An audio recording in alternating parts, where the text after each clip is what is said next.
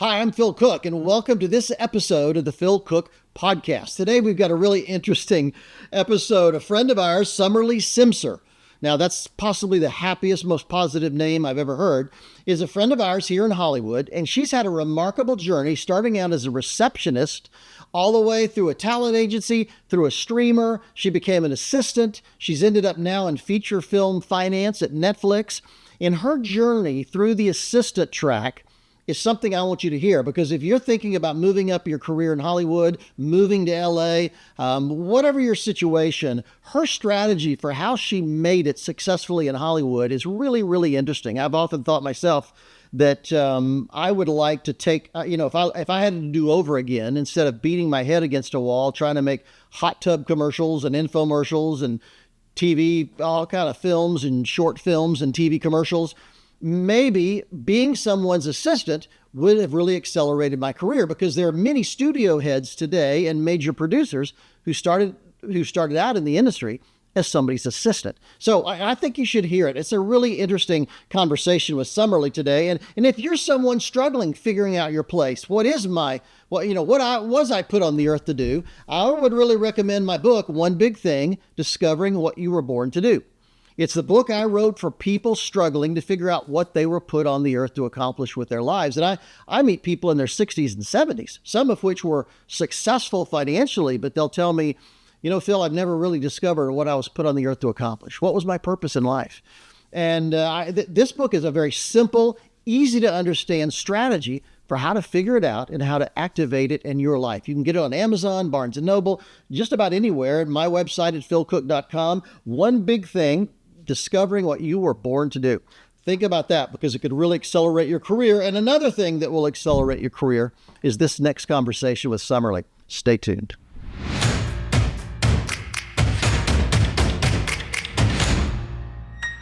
Sommerly, thank you so much for being a part of the podcast. I've known you only for a couple of years now, but I knew early on I wanted to interview you because you've had a fascinating journey working your way through Hollywood. Welcome. Thank you. Thank you for having me. Tell me a little bit about how you started. You went to Texas, Abilene, I think. Is that right?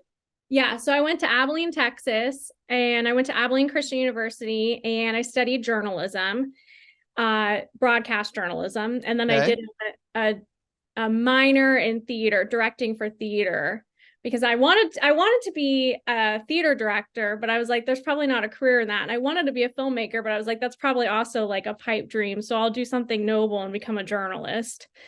LOL. That I don't think that's as noble anymore, but not these days. And then you went on to get into the master's program at Regent. Is that right? Correct. Yeah. So I started at a production company right out in Abilene doing like wedding videography, which is a very big market in Texas, as anyone can imagine. And then I started working on commercials there too, like local and regional commercials. And I worked for NPR also as a news reporter locally. So I was like, oh, I love all this, but I really want to like tell these grandiose stories. And everyone's like, well, that's fiction, and you can't do that when you report news. I was like, can I just write a jingle? And they're like, no, you can't do any of that. But I had already looked at Regent when I was before I even went to college. My mom put it up as an option, but at the time they only had a graduate school. And then when I was at ACU, I believe that's when they started their undergrad program. Okay. So I went to Regent. I went to Regent to study film for my graduate program. It's funny. You were a wedding photographer for a while. I've done a lot of weird projects, particularly early in my career, but wedding photography, wedding videos, way too much pressure for me. There was no way I was going to get involved in that. I admire your courage.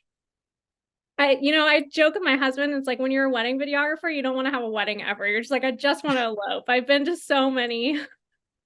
I'm ready. And a few nightmares, I can imagine. So actually, so many.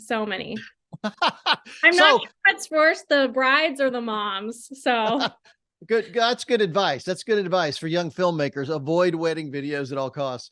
So you're at Regent on the East Coast. How did you get in? How did you end up in Hollywood? Their Regent partnered with this program called the Windwriter Forum, and we went out to Sundance. My first year at Regent, I went to Sundance as a part of this class. Yeah. And when I was there, I made it my mission that I was going to meet as many people as possible, and I was going to figure out, like, what it took to be in Hollywood. And the second year, I tried to audit the course again and just go, and I would just pay the fee to be there.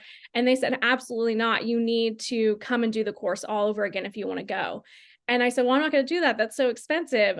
So I put together a whole trip with ticket packages to Sundance, and I did it for $1,100 per person. And it was like 5,000 or 6,000 for the course. And I ended up killing their course because I recruited enough people from the course to go out to Sundance with me and split the costs. So they had to kill the program that year, but we went, and Windwriter was there again. So we met up with some of the faculty from that and the advisors from that. But that whole week at Sundance, the second year, changed my life. I met people that were like, you just have to move out here. You just have to do it. And so I went back to Regent and I figured out how to move everything online for my last 2 semesters, and then moved out to LA that fall. That accelerated things quite a bit. Much faster than I expected, yes. But I feel like sometimes that's just how it is. You just have to go. Let me take a break and tell people that are listening or watching, Windwriter Forum, Google it. It's a great, great organization. Years ago, my wife, Kathleen, was involved in the Biola University group that went to Sundance with Windwriter, and Peggy Ruppel, Dan Ruppel, Ralph Winter. A whole group of us went for a number of years. Craig Detweiler was on the team, and we went for a number of years. That's just an incredible way that Christian college kids get exposed to a film festival like Sundance. In fact, when we were involved for a number of years, we were the largest block ticket buyers in the entire Sundance Film Festival. So they rolled out the red carpet for us. Even though these were students from Christian colleges, they were thrilled to have us. And it was just a really interesting experience. And like you say, you got to interact with real filmmakers. We'd bring in filmmakers to meet the students and have conversations in the morning, and then we'd split up in the afternoon and go out and see films for the rest of the day and evening. And I just think if you're a student, you need to get plugged into something like Windwriter because it's such a great opportunity. I mean, obviously, it had a huge impact on you. Yeah. I mean, changed the whole trajectory of my life, sped it up. So what was that first gig you got when you first came to Hollywood? What happened? I was here. I had a friend. I stayed on their sofa for 5 days. And then my friend and I that I'd also convinced to come out, we got our own apartment. 5 days was enough to kick things into gear to get your own place. But I applied for internships everywhere. And I actually don't even remember applying for it, but it was somewhere in the shuffle of things. My first internship was on the Dr. Phil show. And I started 2 weeks after I got to LA. And it was mid-semester. That's remarkable. So it was mid-semester. They had actually fired an intern, which I didn't know happened. And they fired an intern and were replacing that spot, because it was about a month and a half into the semester. So is this a paid gig or an unpaid gig? It was an unpaid job. Okay, so that's an option for people watching or listening. Getting started as an unpaid intern. I mean, it's certainly at the bottom of the barrel, and it's not something most people desire. But it got you into a major national syndicated television show, right? Exactly, and I did so well at it that they invited me to come back the next semester. And Regent said okay because I was still getting class credits for it. So, but that next semester, I was only in the program again another 2 months, and then they ended up hiring me to start on the show as a receptionist. That's not your dream job, but some girl got promoted, and I was like, they're like, do you want to be our receptionist? And so I came in one day to do my internship, and then by the end of the day I was the receptionist. Well, hey, you're in the business. Actually, you're in the business, right? So where did you go from there? From there, I finished out the season of Dr. Phil, and then I ended up I applied to this job and that I saw online to an email, and the email, I guess, forwarded to the HR at Bunim Productions. And they said, we don't know what you applied to. This job doesn't exist, but do you want to come in and do a test run for us? And I said, yeah, absolutely. So I came and I started working for Bunim. I did a test run for 2 weeks. They usually like to see if, people are kind of a culture fit, at least at the time they did. And I did 2 weeks, and the person that was supposed to hire me actually was out on vacation the whole time. So he came back and they were like, well, we don't know what to tell you. You have to like figure something else out. And I was like, okay. So I started like doing like odd jobs. I went and worked at Entertainment Partners, breaking time cards for payroll for 2 weeks. And then Buena Murray called me back and they're like, actually, the guy came back from vacation. He's heard all about you and he wants you to come start. So I went and ended up working for Buena Murray. And he actually knew about Regent and was not a fan of it. But he said, but you had such glowing recommendations when you came and worked here. Like, I feel like I have to hire you regardless. And I was like, great. Glowing recommendations does not hurt, huh? So was that your pathway into being an official assistant? Tell me about that. So I went to Buena Murray. I started there as the receptionist. They had a commitment. You had to be on staff for 6 months before you could look for another job internally. And so I ended up doing that for 6 months. And then I went and moved on to a show as a production assistant and worked in the show in the production office, but also worked in the accounting office, kind of tag teaming both. But reality TV was obviously not my passion. For some people, it's great. But for me, I remember coming in one day, I got screamed at about a lunch order not being right. And I was just like, I can't do this. But I had kept getting all of my friends' jobs. I'd worked with the Miss America program for years. I competed in the Miss America program. So interviews were like always my thing that I would do so well at in the program. And so I was helping my friends, interviewing, coaching them. I was redrafting their resumes. And then I was submitting them for jobs to people that I knew. And someone was like, you should be an agent. Like, you get 10% of someone's salary when you get them a job. And I was like, I didn't know that was the thing.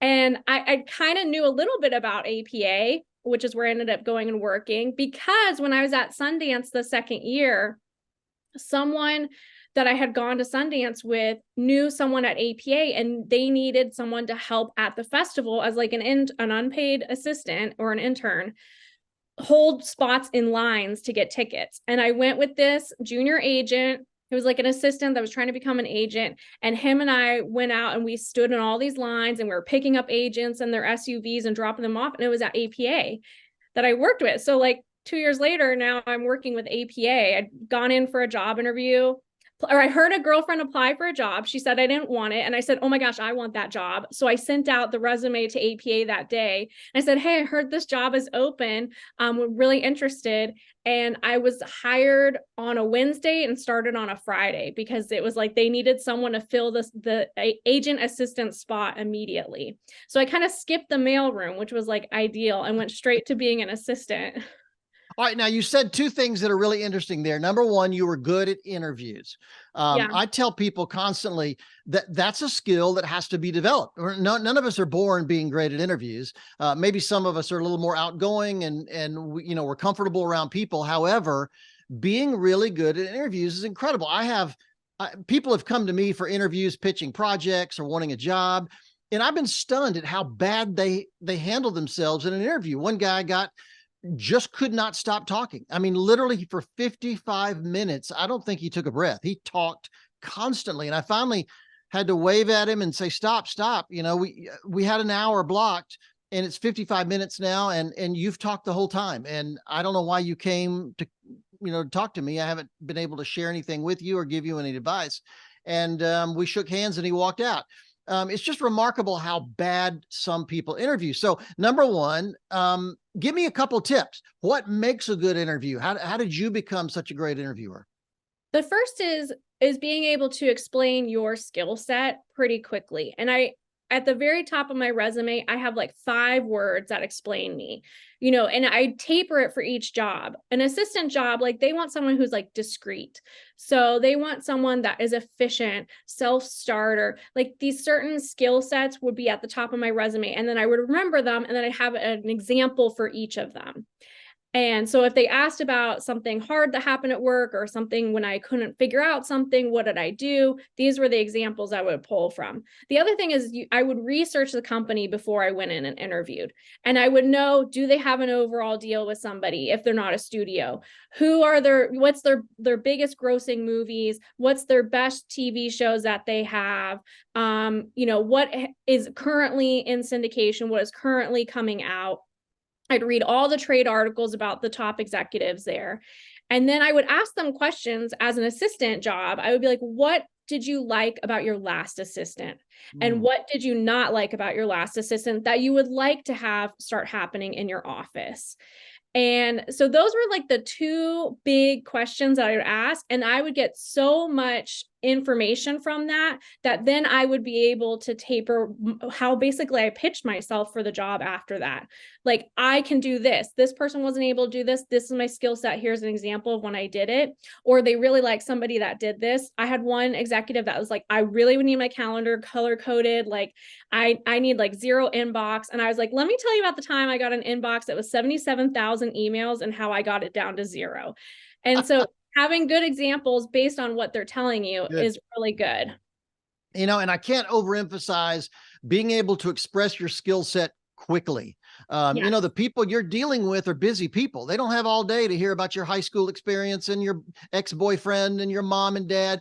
They don't have time for that stuff. They want to know what you're bringing to the table, what value you're bringing, and how you can help change their life. And it has to be done pretty quickly. I think you've obviously experienced that a number of times. I've had many, many interviews where I've been given like 10-minute slots and I'm like, okay, yeah, we can do this. There you go. That's good. Now, the other thing you mentioned that I think is worth noting is connections. You talked about connections. You met somebody at the Sundance Film Festival who knew somebody at a studio or an agency. And so they connected you with somebody. I think in this industry, we have to constantly be talking to people. We're not, you know, it's not like you're always pitching yourself, but I do think we need to constantly be meeting new people, talking to people, because you just never know where that connection will happen that could lead to your next dream job. Exactly. I mean, it's crazy. Like some of my experiences with friends, I've met people in the IKEA line checking out who now works at Netflix with me, and he came from HBO. Like, I had a friend that went on a date with somebody and he was like, actually, like, this isn't going to work out, but you got to meet this girl that I know because I think you're her soulmate best friend. And then like he connected us and now we're friends. I mean, so it is I always look at it as like, how many more people can I collect in my life? Not like a weird, creepy way, but like, how many more people can I have in my arsenal? And I never look at them as like, I need help from them. I look at them as like, how can I help this person? And what value does this person bring someone else that I know? And how can I connect them? That's awesome. That's really great. So let's talk about this assistant thing. You know, there's the term Hollywood assistant is legendary, and they're nightmare stories and they're super success stories. I know heads of studios today that started out as somebody's assistant years ago, earlier in their career. And I didn't go that pathway. I was beating my head against a wall to be a writer and a director. And I wanted to be out there making films. But looking back over my career, I often wonder, would I have made bigger leaps had I gone the assistant route? Because you're immediately meeting inside people, important people. You're sitting in on important meetings. Tell me a little bit about your experience as an assistant and how it really helped jumpstart your career.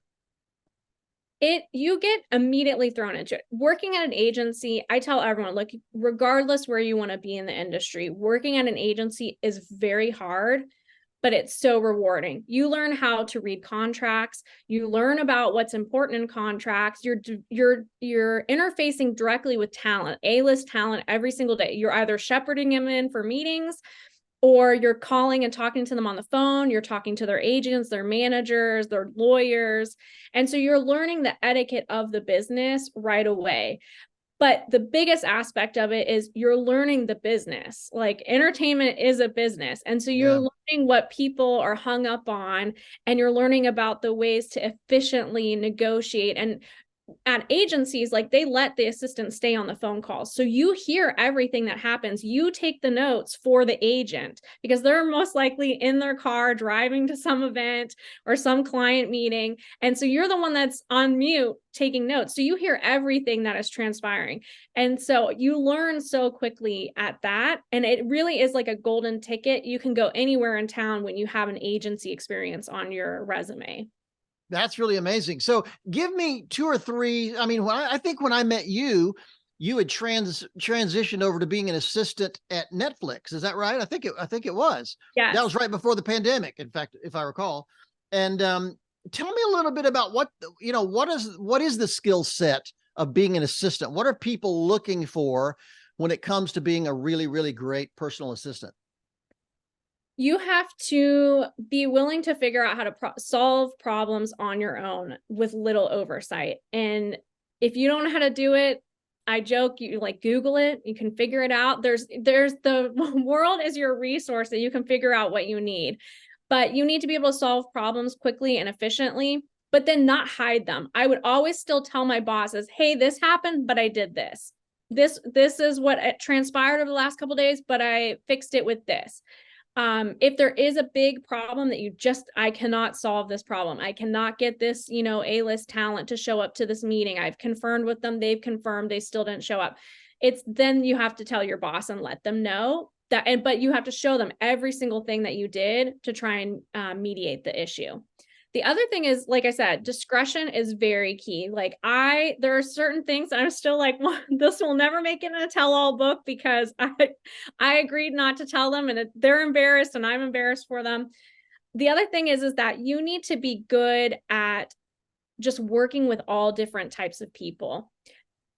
I always tell people in my interviews, like, unfortunately or fortunately, I'm really good at working with awful people. Like I know how to work with angry people, chauvinistic, narcissistic people. Like I do really well with that. I don't know why. Maybe it's because I grew up in Las Vegas and it's like a melting pot of that type of persona there. But you have to know how to deal with really every type of personality in LA, because you're going to experience every type of personality. You're going to need someone that needs to be reconfirmed every single day, needs affirmations, someone that needs to be kind of like handheld through the whole process. You got to go here. You got to walk to this part of the building. This is where the office is. This is what time it starts. You need to leave right now. You're like on the phone with them. You're like, turn right here. Okay, keep going. 2 more blocks. You'll see this. Turn left. So you just kind of need to be able to work with all the colors of the rainbow of people. Additionally, I think the other key important thing is that you just have to be really friendly and really personable. And for shy people, that's really hard. And I have several friends that work as assistants still and they're very shy. They don't know how to advocate for themselves. But if you don't advocate for yourself and you're not personable to other people, there are 2 things, and they're kind of separate, but also the same. If you're not willing to talk to people, get to know them, ask them questions, like that's what everyone in Hollywood wants. They want someone to listen to them. They don't want to listen to you. They want you to listen to them. So asking them questions, like there's a joke that I heard a long time ago. It's like, you tell 1,000 people about yourself, maybe you gain 1 friend. You ask 1,000 people about themselves, you'll gain 1,000 friends. It's True. very true in the Hollywood circle. Yeah. And in addition to that, you have to advocate for yourself. When you do something well, like letting people know, hey, I took charge and I did this. And it's not in a boastful way. It's like, let me tell you everything I did this week, everything I did for you today, everything I'm going to do for you.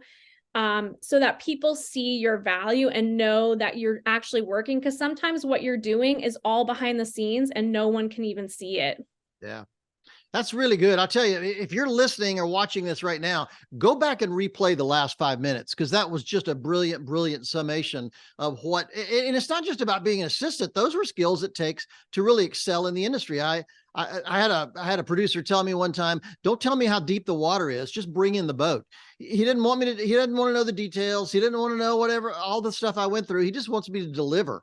And it's not because these leaders are egomaniacs necessarily. It's because they're working at a super high level. So do you want a producer producing a film or booking his airline ticket? If he can get somebody to help book his airline ticket or his hotel so he can focus on the film, which is worth millions of dollars, that's going to be so much more productive. So I just think all those skill sets, all those things that you mentioned are just fantastic. And I can tell you, in my first real job in the industry was a laboratory of bad leadership. I mean, it was psychos. It was absolutely mental illness running rampant. And so I totally identify with what you said about being able to work with jerks.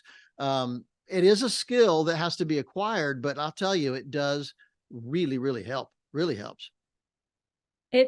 Sometimes I'm like, I can't believe I survived that job or that person or that, executive or that producer. But in the in retrospect, sometimes I'm like, but now I know how not to be. Yeah. Now I know how not to be and what to do in the future. That's awesome. So you were an assistant at Netflix for a while, then you ended up being in feature film finance. Correct. So you've really, I mean, it's just so funny and interesting to me how you've gone from being a receptionist, now you're in feature film finance at Netflix. Um, First of all, congratulations. And second of all, how did you transition out of your assistant role into feature film finance? I came into finance at Netflix as an assistant and was there for almost 4 years, 4.5 years as an assistant. And it really came, I mean, there's a kind of a multitude of things, but I think the biggest thing for me was, first of all, was taking all those skills that I had from all the other studios I worked at, from the agencies I worked at, and putting that into the job here. It's definitely a different climate at Netflix. It's probably been the best climate I've ever been in, and I've worked at a lot of different Wow. places. Especially just as an assistant, I felt like I had a seat at the table. Like my opinions mattered when it came to things that crossed my desk. I had a boss that was also very good at like bringing me in though and being like, okay, you're out there, you got the pulse on everything, what's happening, let me know. But my boss actually left though when I was an assistant at Netflix. And so I was kind of in this like, what do I do now? Like I'm kind of assisting other people, but I was trying to get promoted in this department and I had been taking on additional work in the department to try and level up the next, to be an associate. Wanted to be an associate at Netflix. And so I was working as an associate on 2 shows while also still being an executive assistant. And so was doing both of that in mid-pandemic. And so when my boss left and my shows wrapped, I was like, now where do I go? What do I do? Like, there's no one here to advocate for me to move up and to be promoted. But I had built really strong connections across my team with other leaders. And I had told them from the very beginning, I don't want to be an assistant forever. This is not my career goal. I'm not a career assistant. I want to be an associate. And one of those executives was the one that gave me the first 2 shows to work on as an associate. He's like, we'll put you on these shows. We have someone out on maternity leave. Like, this is a perfect time. Like, we'll show you how to do everything. We'll train you up. That person, along with several others, actually advocated to me, to the entire head of our department, or like to the head of our global team, advocated to me. And then he met with me and he asked me too, what is it that I want to do? And I told him I want to be an associate. And so he figured out how to make that happen. He pulled up a job that was going to be in the last quarter of 2022, and he brought it into the third quarter so that I could interview for it. And then I interviewed and they gave it to me.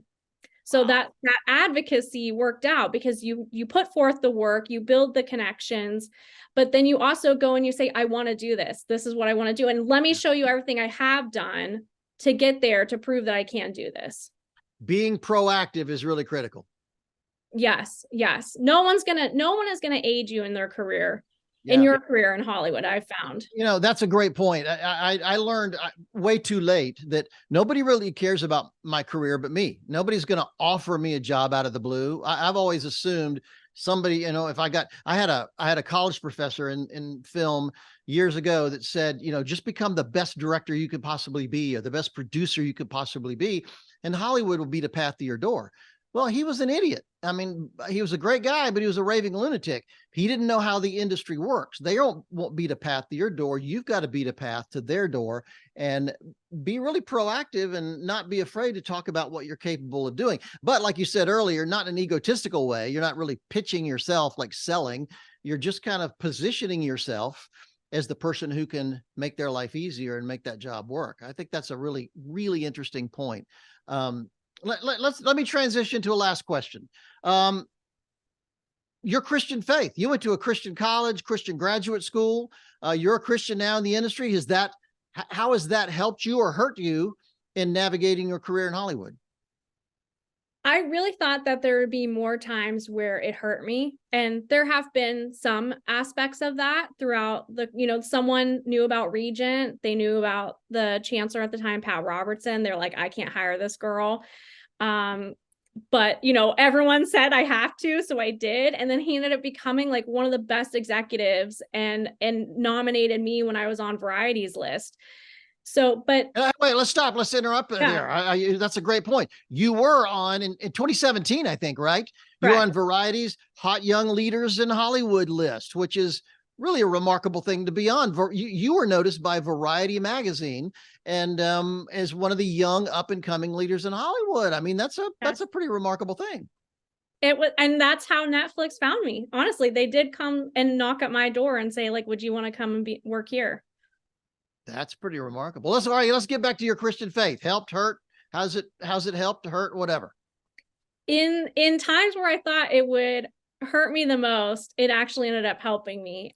When my boss from Paramount got fired, which we found out about by a leaked story in the Hollywood Reporter, I applied to over 340 jobs and I didn't get one job offer. And someone, my now husband, at the time he was my boyfriend, his sister told me, you should fast and pray for 24 hours and just see if this is still what you're supposed to do. Are you still supposed to work in entertainment? So I fasted and prayed for 24 hours and then I got 2 job offers. Wow. And I was like, okay, this is the path I'm supposed to be on. Like every single time the Lord has been like, I'm opening this door for you. I'm making a path for you. This is where you belong. And that has been key and critical in my life here. And my promotion is, I would say, like, I wrote down a list of like what contributed to my promotion. My first one was prayer, because I told the Holy Spirit, like, this is where I want to be. And if you don't want me there, then you need to drag me out of a body bag because I'm not giving up on it. But what happened in my promotion process alone, like, was totally the Lord interceding and making a path for me when a path didn't even exist before. Wow. Well, your strategy is a lot like mine. I always tell people that God doesn't open doors for me. He closes doors, because I'm trying everything. I'm going to try this job or this project or this client.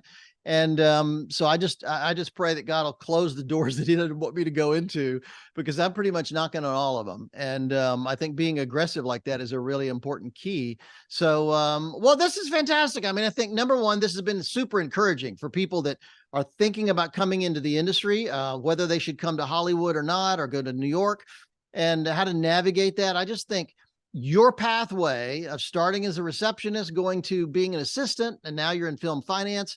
I just think it's a fantastic interior story. And like I said, there are multiple studio heads today that started out as assistants.